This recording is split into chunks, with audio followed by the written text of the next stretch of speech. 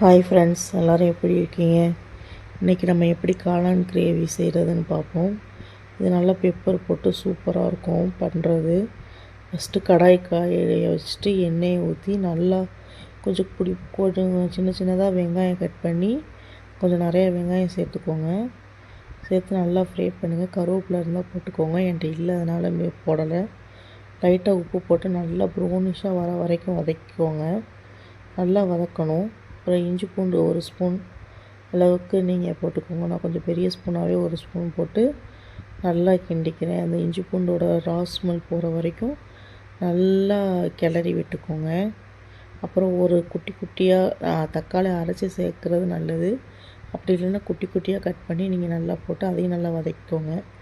அப்புறம் நான் ஏற்கனவே சொல்லுவேன்ல, எண்ணெயில் நல்லா வத்தப்பொடி காஷ்மீர் சில்லி பொடி போட்டிருக்கேன் 2 ஸ்பூனு. அது மாதிரி நீங்களும் நல்லா காஷ்மீர் சில்லி பொடி எண்ணெயில் வதக்குனிங்கன்னா இன்னும் கொஞ்சம் நல்லா கலர் கொடுக்கும். அதனால் அதை போட்டு நல்லா வதக்கிக்கோங்க. அப்புறம் மல்லித்தூள் போட்டிருக்கேன்.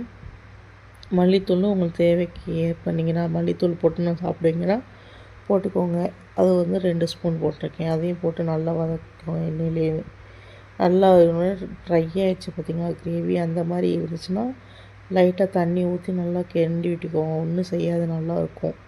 ஏன்னா ரொம்ப ட்ரை ஆச்சுன்னா பிடிச்சிரும்ல, அதனால் லைட்டாக தண்ணி ஊற்றி நல்லா கிளறி விட்டிங்கன்னா கொஞ்சம் நல்லா கிரேவி அப்படி இருக்கும். பார்த்தாலே நம்மளுக்கு நல்லா தெரியணும், எண்ணெய் பிரிஞ்சு நல்லா கிரேவியாட்டம் வரணும்.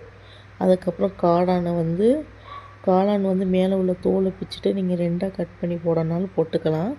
சப்போஸ் அப்படி இல்லைன்னா நான் இப்போ கட் பண்ணது ரொம்ப குட்டி குட்டியாக கட் பண்ணியிருக்கேன். நாங்கள் எப்படி இருந்தாலும் சாப்பிடுவோம், நல்லாயிருக்கும். அதனால் ரொம்ப குட்டி குட்டியாக தான் பண்ணியிருக்கேன்.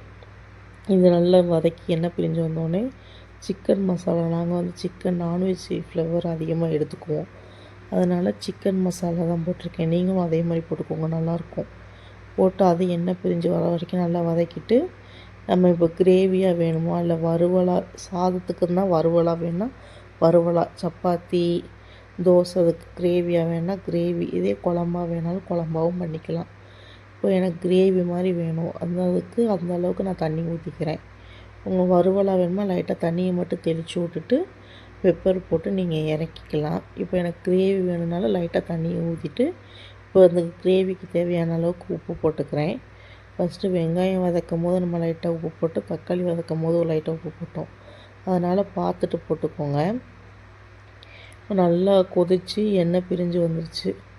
அவ்வளோதான். இதுக்கு மேலே நல்லா இது குக் ஆகிடுச்சு. நம்ம லைட்டாக காளான்லாம் டேஸ்ட் பண்ணி பார்த்தா காளான்லாம் நல்லா வேகிற மாதிரி நீங்கள் நல்லா போட்டுக்கோங்க.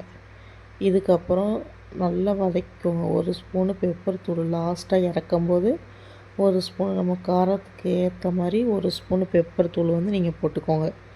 போட்டிங்கன்னா அது காரத்துக்கு தகுந்த மாதிரி இருக்கும், உங்களுக்கு நல்லாயிருக்கும். நீங்கள் இந்த மாதிரி கிரேவியை சப்பாத்தியோடு சாப்பிடுவீங்களா, சாதத்தோடு சாப்பிடுவீங்களான்னு கமெண்ட் பண்ணுங்கள். இந்த வீடியோ உங்களுக்கு பிடிச்சிருந்தால் லைக் பண்ணுங்கள், ஷேர் பண்ணுங்கள், சப்போர்ட் பண்ணுங்கள். மறக்காமல் கமெண்ட் பண்ணுங்கள். பாய்.